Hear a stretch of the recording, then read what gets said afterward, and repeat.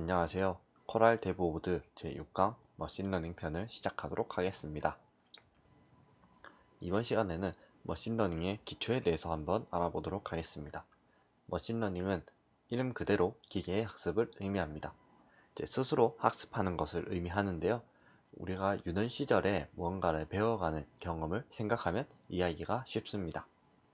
예를 들어서 다음 두 사진을 보겠습니다.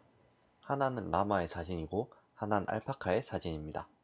두 개가 어떤 건지 구분이 가능하신가요? 아마 계속 봐왔다면은 각 라마와 알파카의 특징이 어떤 건지 알고 사진을 보고 구분을 할 수 있을 것입니다. 하지만 이렇게만 줬을 때 잘 모르는 경우에 정확하게 바로 모를 수 있습니다. 그럼 여기서 라마 같은 경우에 특징으로 털이 작고 몸집이 큰 편에 속합니다. 하지만 알파카는 털이 되게 많고 몸집이 작은 편에 속합니다. 이 특징을 보고 다시 사진을 봤을 때 구분이 가능하신가요? 네, 이 왼쪽은 라마의 사진이고요. 오른쪽에는 털이 많고 사진이라 잘 모르겠지만 실제 좀 왜소한 크기를 가진 알파카입니다. 털이 라마보다 좀 더 많은 것을 볼 수 있습니다.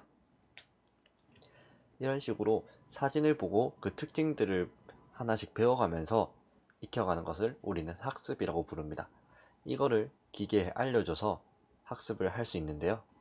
예를 들어 이런 사진 같은 경우는 하나의 예시, 그러니까 example이라고 구분을 합니다. 그럼 예시 외에도 레이블이라고 부르는 게 있는데요. 예를 들어서 우리가 이 사진은 라마라고 했고 이 사진은 알파카라고 했습니다. 그렇다면 이 사진 라마고 이 사진 알파카란 걸 알려주어야 합니다. 그런 식으로 이렇게 레이블을 붙여주는 작업이 필요한데요. 이렇게 라벨 혹은 레이블을 붙이는 작업을 레이블링 혹은 라벨링이라고 합니다. 그래서 레이블과 예시, 그러니까 사진이 예시가 합쳐진 정보를 우리는 데이터라고 부릅니다. 데이터는 예시와 레이블이 합쳐진 하나의 데이터를 의미하고요. 이 데이터가 모여서 데이터셋을 만들게 됩니다. 이런 데이터들을 합쳐서 우리는 데이터 모델이라는 것을 만들어낼 건데요. 데이터 모델이란 것은 데이터를 기반으로 이런 구조를 가지고 있지 않을까라는 가정을 의미합니다. 예를 들어서 여기에서 이 부분만 따로 잘라냈을 때 털이 상대적으로 더 많은 범위를 차지한다. 그러면 알파카고 더 적은 범위를 차지한다. 그러면 라마라고 알려줄 수도 있습니다. 실제로 그 정도로 간단하게 만들 수 있는데요. 그렇게 정말 소수의 적은 수의 조건만 가지고 만들어낸 것을 간단한 모델이라고 하고요. 여러 가지 복잡한 모델, 예를 들어서 털의 색이 좀 더 어떻고 귀의 사이즈가 어떻고 크기가 주변이랑 비교했을 때 어떻고 하는 여러 가지 요소를 추가할 수 있습니다. 그럼 해당 요소는 복잡한 모델이라고 제가 부르게 되는데요. 복잡한 모델은 좀 더 유연한 구조를 가지게 됩니다. 간단한 모델 같은 경우는 단순한 걸 해결하기 용이한 만큼 만약에 복잡한 관계, 예를 들어 알파카인데 좀 멀리서 찍어서 크게 나온다거나 거기에 좀 마른 혹은 털을 민 다음에 찍은 사진이다. 그러면은 라마라고 인식할 수 있습니다. 그런 경우에는 복잡한 관계가 되기 때문에 오차율이 증가한다고 볼 수 있습니다. 복잡한 모델은 좀 더 여러 가지를 파악할 수 있지만은 예외 사항이 여러 가지 생기기 때문에 그에 대한 노이즈가 많이 끼게 됩니다. 그래서 상황에 맞춰 적절히 만들어 주시면 되겠습니다. 이제 MNIST라는 것을 사용해 볼 것인데요. MNIST는 Modified National Institute of Standards and Technology Database의 약자인데요. 제일 쉽게 말해서 저희가 어떤 언어를 배울 때 제일 먼저 해보는 것이 대부분 헬로 월드입니다. 머신러닝의 헬로 월드 격이라고 보면 되겠습니다. 기본적으로는 숫자 인식을 위한 데이터베이스로 되어 있고요. 28 곱하기 28 픽셀의 사진으로 이미지들로 이루어져 있습니다. 트레이닝과 학습을 위해서 약 6만 개의 이미지가 있고 테스트를 위해서 1만 개의 이미지가 있습니다. 그러면 시작하기 전에 텐서플로우를 설치해 보도록 하겠습니다. 기본적으로 설치되어 있는 것은 텐서플로우 라이트로 모델을 불러와서 뭔가 작업할 수 있는 형태고 이 모델을 만들기 위해서는 텐서플로우가 필요합니다. 버전은 1점대도 있고 2점대도 있는데요. 상호 호환되지 않는 함수가 좀 있긴 하지만은 일단 이 버전대로 설치를 하도록 하겠습니다. 먼저 파일을 열어주시고요. wget으로 설치를 위한 코드를 가져옵니다. 가져오는 데는 용량이 있기 때문에 설치에는 시간이 좀 걸릴 수 있는데요. 일단 파일 한번 가져와 보도록 하겠습니다. 다음으로 설치를 위해서 필요한 패키지들을 설치해 주고요. 설치가 되어 있어서 별다른 거 없이 진행했습니다. 보시면 WHL 파일이 다운로드 되어 있는 것을 볼 수 있습니다.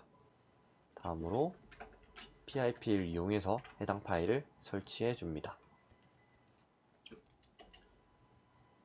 해당 설치에는 시간이 좀 오래 걸릴 수 있는데요. 예를 들어 gRPC-IO 같은 경우에는 소스코드 용량이 있어서 시간이 좀 오래 걸릴 수 있습니다. 저는 이미 설치가 되어 있어서 바로 완료가 되었는데요. 설치에는 한 10분 정도가 소요가 되므로 중간에 설치가 제대로 되지 않는다고 종료하거나 하지 말고 좀만 기다려 주시기 바랍니다. 다음으로 수화 파일을 생성해 줄 건데요. 왜냐하면은 저희 같은 경우에는 프리 명령을 이용해서 메모리를 보면은 기본 메모리는 약 1기가 정도를 사용하게 됩니다. 1기가 정도면은 충분하다고 하기에는 조금 적은 양의 메모리라서 수화 파일을 이용해서 메모리를 조금 더 보조해 주도록 하겠습니다. 여기에서 지난 시간에 했던 것처럼 하나씩 따라해 주면 되겠습니다. 수화 파일에 권한을 설정해 주고 해당 영역을 수압으로 설정하고 마지막으로 활성화까지 해줍니다. 그러면은 프리 명령어에서 수압 파일로 메모리가 설정되어 있는 것을 확인할 수 있습니다. 이제 텐서플로우를 가져와 보도록 할 텐데요. 먼저 ML 폴더로 이동하도록 하겠습니다. 여기는 여기 사용할 코드를 이렇게 넣어두긴 했는데요. 보통 하나씩 진행하면서 결과를 보는 게 더 편하므로 그냥 파이썬 인터프리터를 바로 켜서 실행하도록 하겠습니다. 여기서 import tensorflow as tf로 텐서플로우를 가져옵니다. 텐서플로우 가져오는데 시간이 좀 걸리긴 하는데요. 그렇게 오래 걸리진 않으므로 잠깐만 기다려 주시면 되겠습니다. 그리고 텐서플로우 안에는 케라스 통해서 데이터셋을 가지고 있습니다. 해당 데이터셋을 가져옵니다. 데이터셋을 가져오고 가져온 데이터셋의 파일들을 불러옵니다. 만약에 파일이 없다면 처음 다운로드가 진행될 수 있는데요. 다운로드를 바로 진행해 주시면 되겠습니다. 다음으로 정규화 과정을 거치게 됩니다. 255로 나누는 경우는 우리가 컬러 값 같은 경우에는 여기는 그레이스케일로 된 이미지가 들어가 있는데요. 그레이스케일은 각 픽셀이 0에서 255라는 값을 가집니다. 예를 들어서 엑스트림 보면은 0번을 보겠습니다. 그러면 이렇게 이미지가 있는데요. 이 해당 이미지가 어떤 것인지는 아직 정확히 모릅니다. 단 각 픽셀의 밝기 값을 이렇게 0에서 내려보시면 253 정도까지 올라가 있는데요. 최대 255까지 표현하게 되어 있습니다. 하지만 0에서 255일 수도 있고 밝기 값이 0에서 16일 수도 있고 여러가지 과정이 있을 수 있기 때문에 이것을 255로 나눠서 0에서 1 사이의 값으로 변환을 시켜줍니다. 이 과정을 정규화라고 하고요. 정규화를 거치게 되면은 밝기가 다양한 이미지가 들어와도 균일하게 데이터를 받아낼 수 있습니다. 복사해서 정규화를 거쳐줍니다. 정규화의 시간이 좀 걸릴 수 있고요. 바로 완료되었습니다. 다음으로 모델을 생성해 줍니다. 모델의 드롭아웃은 한 20% 정도, 인풋 이미지 크기랑 밀도 등을 설정해 주고 또 라벨이 10개 있다는 것 등을 알려줍니다. 복사해서 모델을 생성해 줍니다. 그러면 모델이 이렇게 생성이 되었고요. 다음으로 모델을 컴파일을 진행해 줍니다. 여기서 이제 모델 트레이닝 하기 전에 콜백 함수를 하나 만들어 줄 텐데요. 이 콜백 함수는 accuracy가 99%가 넘어가면은 종료되게 하는 그런 함수입니다. 이거 없이 정해진 여기 fgs를 다 채워도 되긴 하지만은 99%가 넘으면은 크게 차이가 나지 않으므로 이 콜백 함수를 이용해서 만약 일정량을 넘으면은 중지시켜 주도록 하겠습니다. 콜백 함수를 등록해주고 이제 트레이닝을 진행해 줍니다. 트레이닝 할 때 메모리를 좀 사용하게 되는데요. 만약에 MDT 등으로 연결이 가능하다면 메모리 사용량을 보고 계셔도 괜찮습니다. 최대 여기서 50번까지라고 적어주었으므로 1분 50이 진행이 되고요. 6만 개 정도 트레이닝을 한번 하는데 개당 약 한 22초 정도 소요가 되었습니다. 처음에 구동되는 것을 보면은 6만 개 꽤 빨리 트레이닝이 가능하고요. 네, 하나인데 처음에 한 30초 정도가 소요가 되었네요. 다음으로 두 번째도 트레이닝이 얼마나 시간이 소요되는지 한번 확인해 보겠습니다. 트레이닝 결과는 옆에 로스가 나오고 여기 어큐러시가 나오게 됩니다. 어큐러시가 높으면 높을수록 좋은 거긴 한데요. 그에 비해서 로스도 적어져야 되는 것을 확인할 수 있습니다. 여기도 약 22초 정도 진행이 되고요.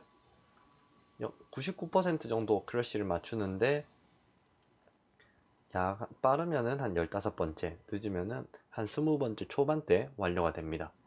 25번째가 넘어가면은 뭐 다른 요소가 있을 수 있으나 또 어큐러시가 증가되고 있는지 등을 파악해서 진행해 주시면 되겠습니다. 그러면 트레이닝을 계속 진행해 보도록 하겠습니다. 네, 지금 16번째까지 진행이 되었는데요.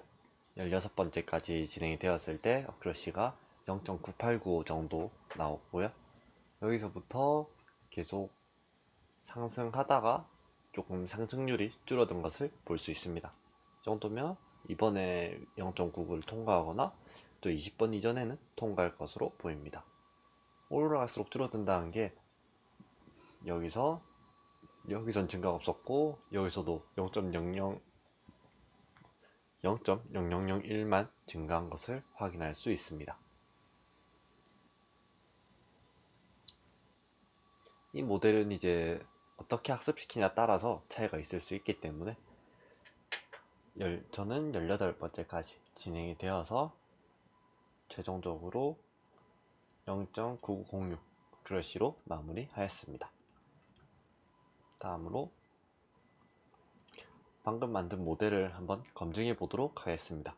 아까 엠리스트에는 6만 개의 트레이닝용 데이터랑 1만 개의 테스트용 데이터가 있다고 말씀드렸습니다. 여기에서 테스트용 데이터를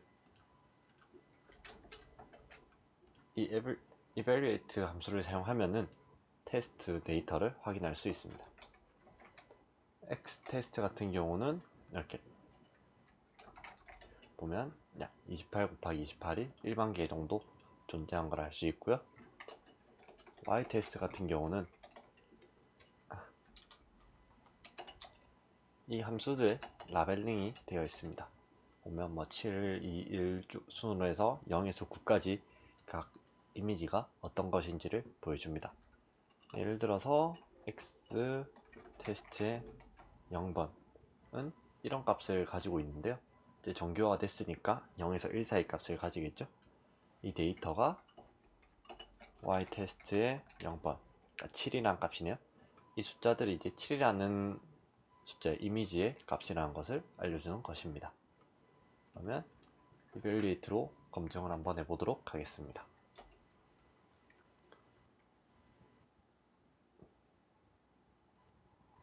검증할 때 이제 메모리가 조금 많이 소모되는 경우가 있는데요. 네, 검증이 진행되고 있습니다.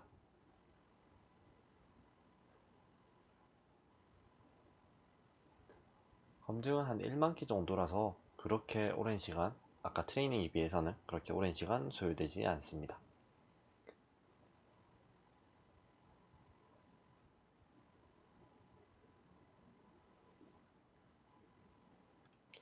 네, 검증이 완료되었고요.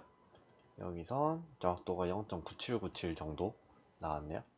그러면은 1만 개 했을 때 한 200개 좀 더, 203개 정도가 제대로 맞지 않았다는 것을 의미하겠네요. 이게 왜 100%가 안 되냐라고 할 수 있는데, 저희가 16번 정도밖에 학습을 시키지 않았고, 데이터셋도 6만 개 정도면은 충분하다면 충분할 수 있는데, 어떻게 보면 작다고도 표현할 수 있습니다. 그리고 멀리서 보거나 여러 가지 노이즈가 있을 수 있기 때문에 이 정도면은 꽤 잘 나온 편이라고도 말할 수 있습니다. 저희가 아까 이벨리티까지 진행했으므로 모델을 저장해 주도록 하겠습니다. 모델을 1차적으로 저장을 해주고요. 해당 모델은 이제 텐서플로어에서 바로 생성해서 저장을 하기 때문에 저희가 사용할 tfwrite에서는 사용이 불가능합니다. 그래서 컨버트 함수를 이용해서 tfwrite용으로 변경해 주도록 하겠습니다. 여기서 컨버터로 변환을 진행해 주고요. 그러면은 모델이 조금 더 가벼워지면서 tfwrite 등에서도 충분히 사용할 수 있는 사이즈로 변환됩니다. 마지막으로 converted의 mlist underbar model.tfwrite로 저장을 해주겠습니다.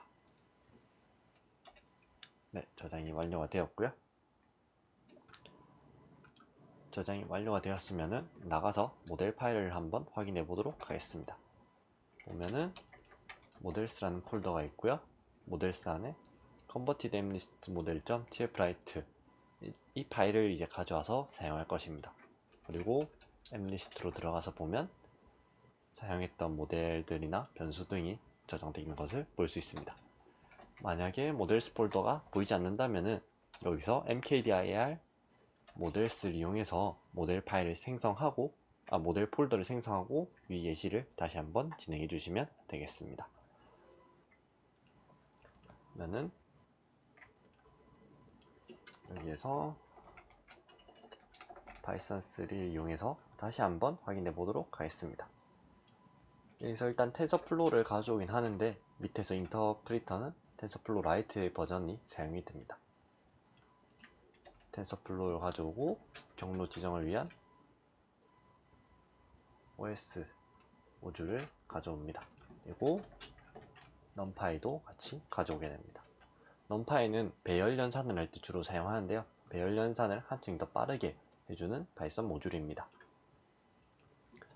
먼저 모델의 경로, 아까 모델스 안에 converted mlist model.tfwrite를 가져와 주고요. 해당 경로에서 tfwrite를 이용해서 tfwrite의 인터프리터로 모델을 가져옵니다. 그러면 write가 이 모델을 읽어드렸고요. 텐서들을 allocate 시켜줍니다. 다음으로 mlist에서 아까 했던 것들을 다시 한번 진행해 보도록 하겠습니다. 여기서 mlist 데이터들을 로드 해주고요.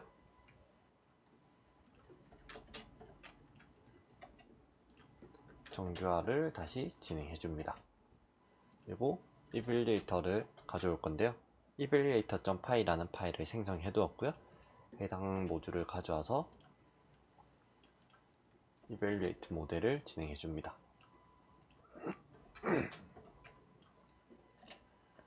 실제로 테스팅 인터프리터로 가져와서 했을 때 얼마 차이 나는지 볼 수 있고 아까와 마찬가지로 0.9797 정도 보여주는 것을 확인할 수 있습니다.